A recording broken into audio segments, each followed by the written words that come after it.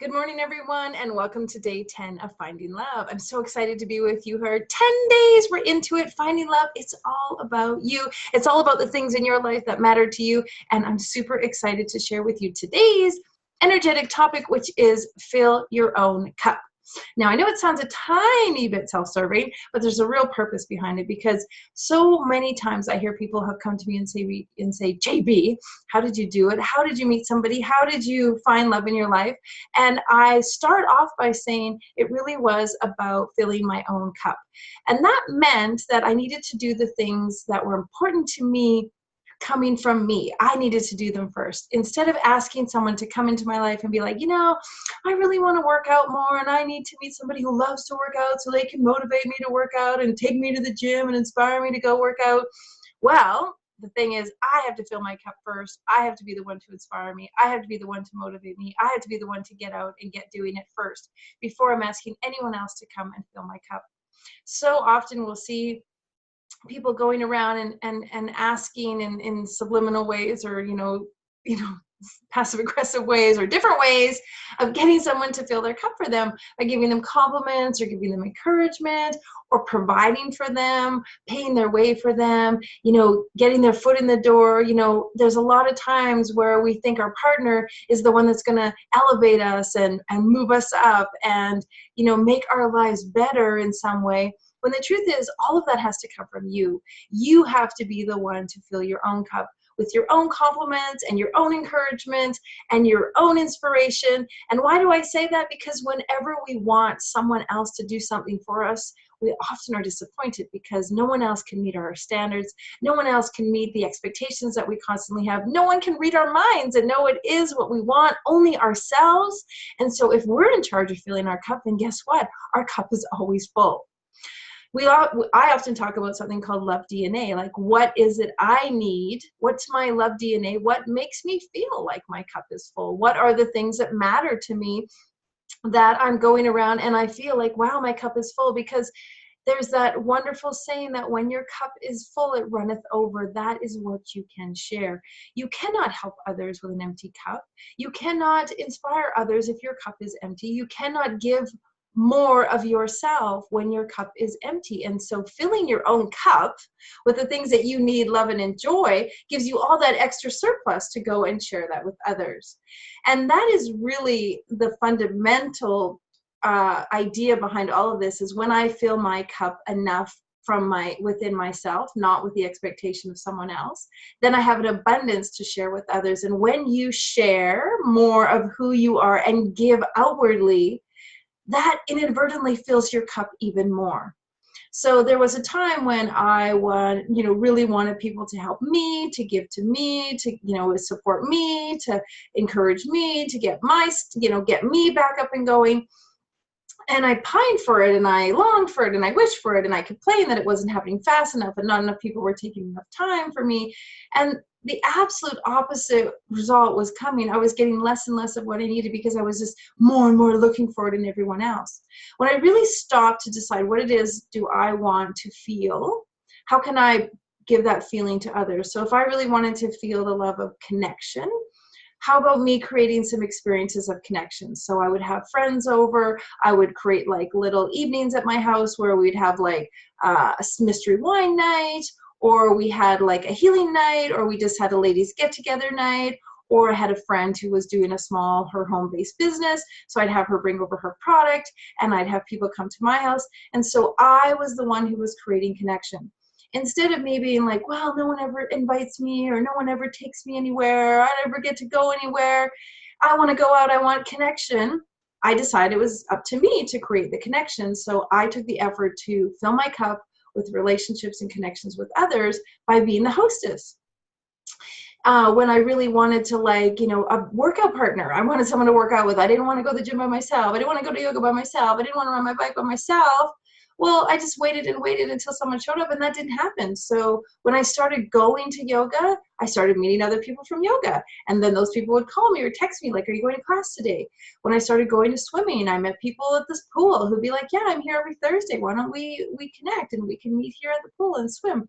When I started riding my bike more, I would just stop at a red light and someone would pull up beside me on their bike, and then we'd cycle for a couple blocks together. And the next thing you know, I had the experience of working out with someone, riding my bike with someone, because I was putting myself out there. I was filling my cup. I wasn't waiting for someone to come and, pull me along and get me to do it. And whenever you start doing those things for yourself, it's so empowering. It's so inspiring. You get more and more energy. The hardest thing is the first step. It's so true. The hardest point was putting on my bike shoes and getting on my bike and going for a ride. That was the hardest point, and everything after that was easy. As soon as I was on my bike, it was beautiful. The wind, the fresh air, the people, the stamina, the adrenaline. It all came together. It was the hardest part, was just getting out the door. So if you've got things in your life that you would really love more of, and you think a partner is the one that's going to bring it to you, I'm telling you that you're the one who gets to do it first. You get to fill your cup first. Fill it with the things that you love. And if you don't know what you love, great, let's figure out what that is. And figuring out that is by experiments, is by trying new things. Do I really love golf? Well, let me go try. Do I really need a new hobby? I don't know what that is. Well, let me start trying some stuff.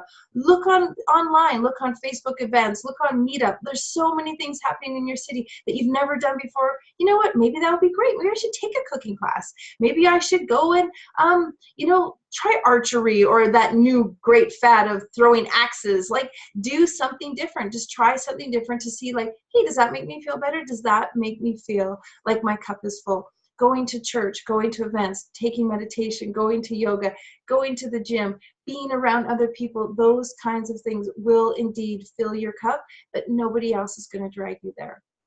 So back to the love DNA thing. So we all have like a code, like a certain, DNA code that's in us about what makes us feel loved, what makes us feel like our cup is full. I put together a few things that I think love DNA is all about. And the first one is, I see you.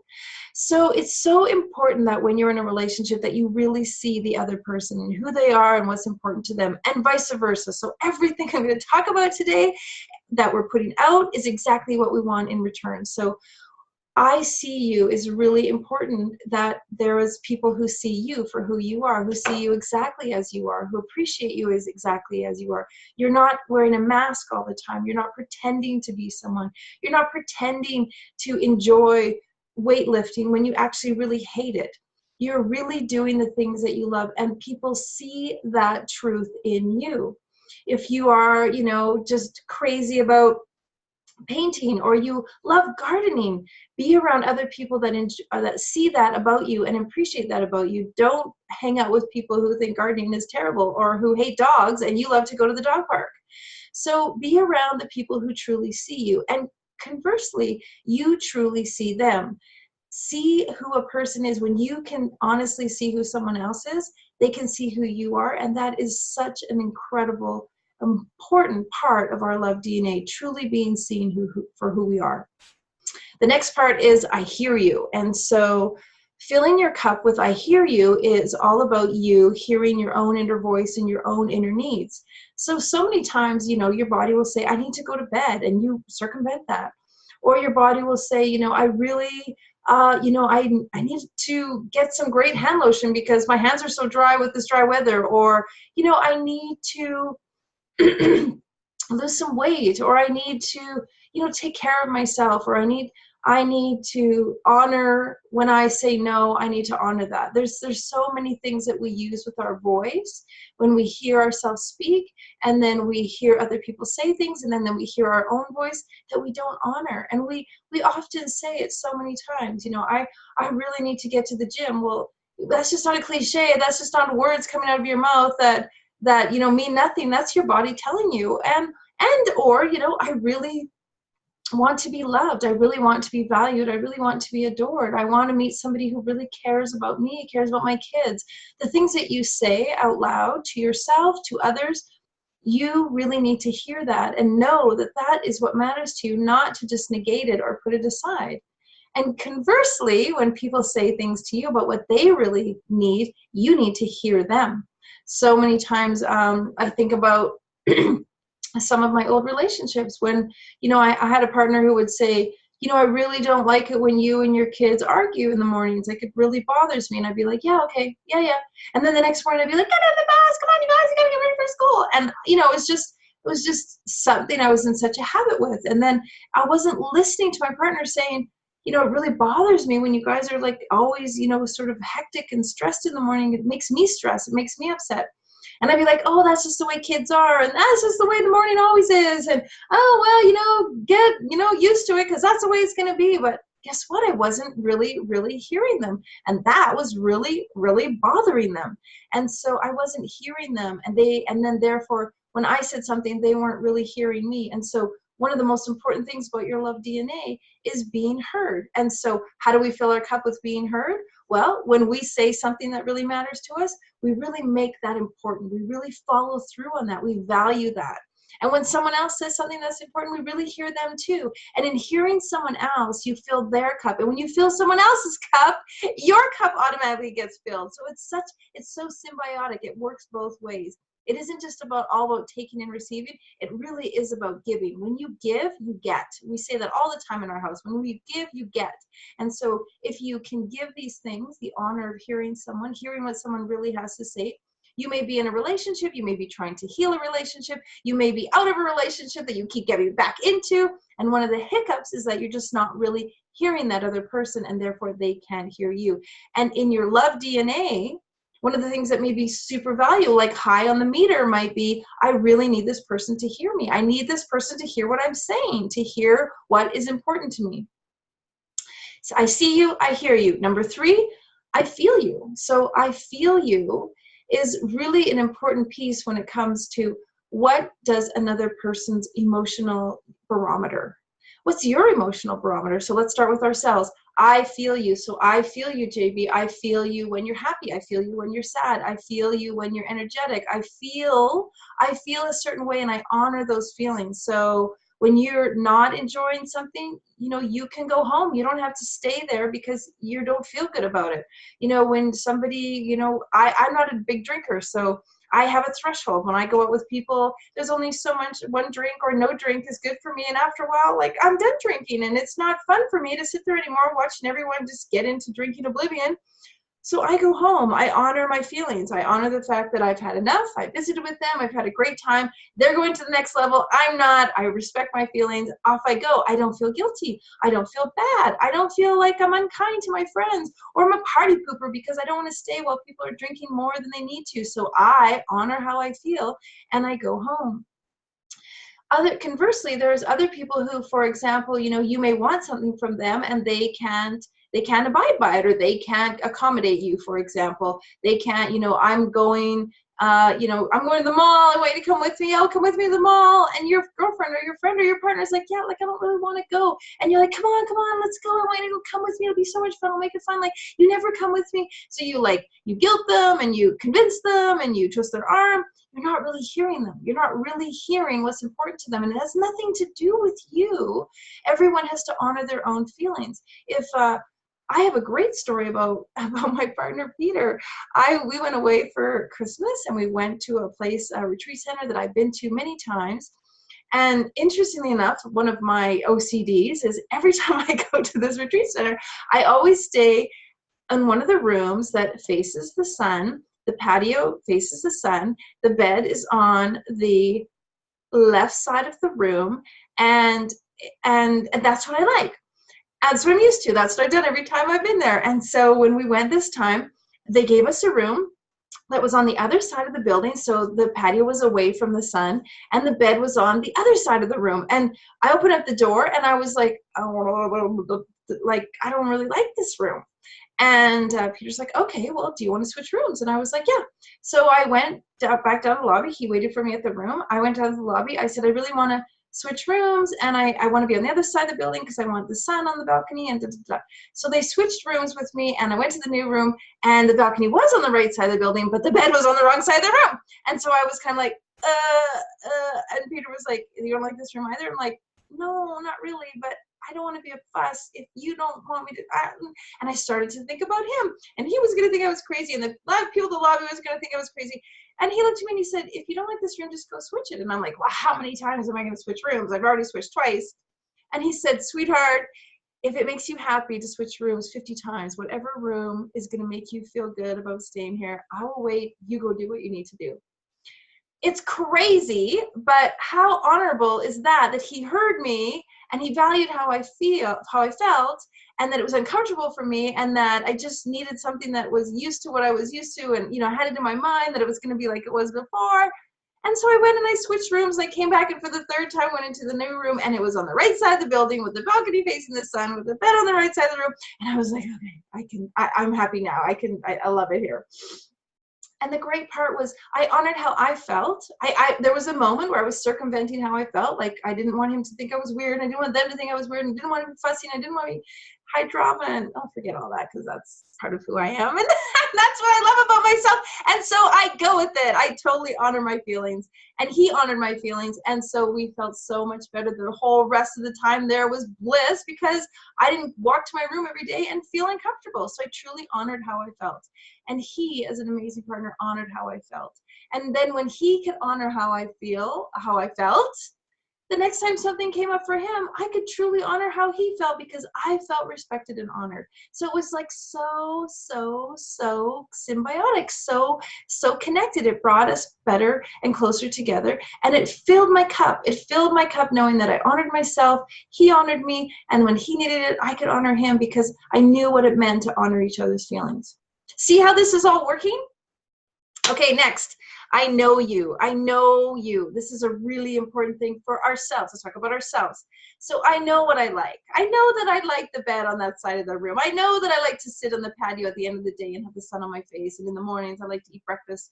I know what I like. So when you know yourself, when you know who you are, you're in such a better position. How many times have you been with someone and they're like, you decided, no, you decided, and they say like, I just wish you would decide. Don't always make me decide. Like, then it's because you don't know what you want, they don't know what you want, and so there's just like this uneven area. So knowing what you want, I know you, I know me first, I know who I am, I know what I need, I know what I like, I know what matters to me, I know what's important to me. Those are the things that I fill my cup with. I fill my cup with the things that matter to me. I fill my cup with the things that I value. I fill my cup with all of the things that are important to me, because can you just see it? My cup is getting fuller and fuller and fuller. And when my cup is so full and it spills over, then I have all of that extra to share with you and to give to you. So what I know about you is you like this. What I know about you is you honor this. What I know about you is this is important to you. How many times have you been with a friend and you've been out and you know what they like? For example, my mom does not like music. She just doesn't like music in the car. She just doesn't like it. So I know that about her. I honor that about her. The kids will have the radio up. I'll have the radio up. As soon as mom gets in the car, I just turn the radio off. I just turn the radio off to honor her, because I know her. I know her feelings. She doesn't like it. And so I know her wants, desires, and preferences. And so I can honor them. And that way her cup gets filled. I get to fill her cup. And in filling her cup, I get to feel like my cup is full, because I honored her. And in turn, she honors me. And then I honor myself. So when I know what I know about me, I really get an opportunity to stand in my power, stand in my presence, stand in my greatness. And people always treat you exactly how you show them how to treat you. So if you know what it is you like, and I say all of this very broad-based, because I know that you already know that I'm not saying it from a selfish place. I'm not saying it from a demanding place. I'm not saying it from a diva place. I'm not saying it from a self-absorbed place. You already are evolved enough to know that when I speak about I see you, I feel you, I hear you, I know you, those are all things done in a very conscious, respectful, honoring, beautiful, symbiotic way for both me and you. There's no win or lose. There's no right or wrong. There's no power over anyone else. It's truly just knowing yourself, feeling your heart, believing in you, hearing your own words, and seeing who you are to really show up to the rest of the world. The last one is I value you. And value you is an interesting one, because a lot of people's, their love language is gifts. They really love gifts. They really love presents. They really love people to spend money on them. And so, they feel loved when someone treats them or spoils them or takes them out to an expensive dinner or buys them a beautiful gift. That's a very, very common love DNA.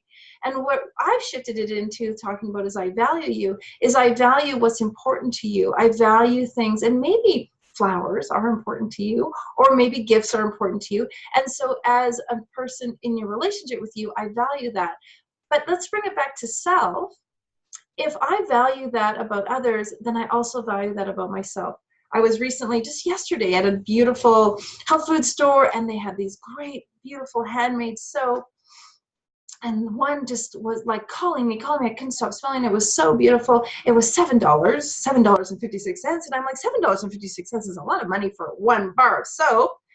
But in purchasing that for myself, I really valued that. I love the smell of it. I really was drawn to it. I am important enough. I am special enough. I deserve something sort of decadent and beautiful like that. I value my desires. I value the things that I like to do to treat myself. I'm not just waiting for someone else to go and buy me something. If I really, really want something, it's really, really important for me to work hard to get it, not to stand around and wait for someone to bring it to me.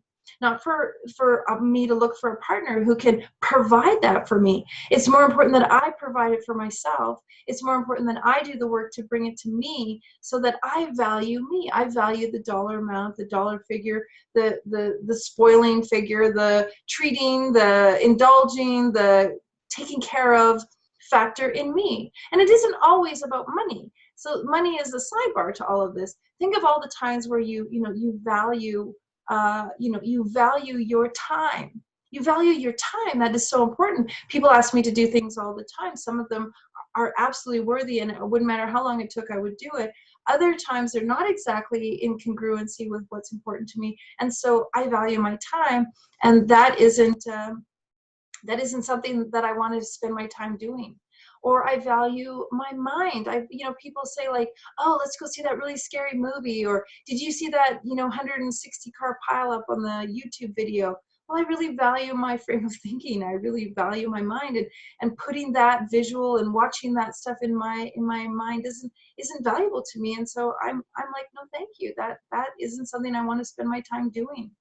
So valuing yourself and your time and your energy and your mindset, and even the way you treat and spoil yourself, those are really important things. And start filling your own cup with those things. If you really want a Pandora bracelet, girlfriend, go buy yourself one. Honest to goodness. Don't wait around for someone else to bring it to you. Don't wait around for a guy to show up so he can take you to the best restaurant in town. Take your girlfriend to the best restaurant in town and go yourself.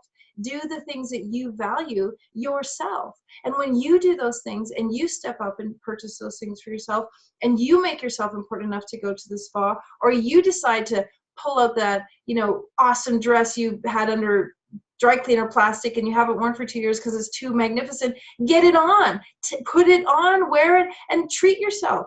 Do the things, let's just do a shout out to my girlfriend Maru. She's the one who says it all the time. If you've got like great candles and great bath bombs and great lotion, and you keep saving it and you keep waiting for that day for it to show up, today's the day. Value yourself. Give it to yourself.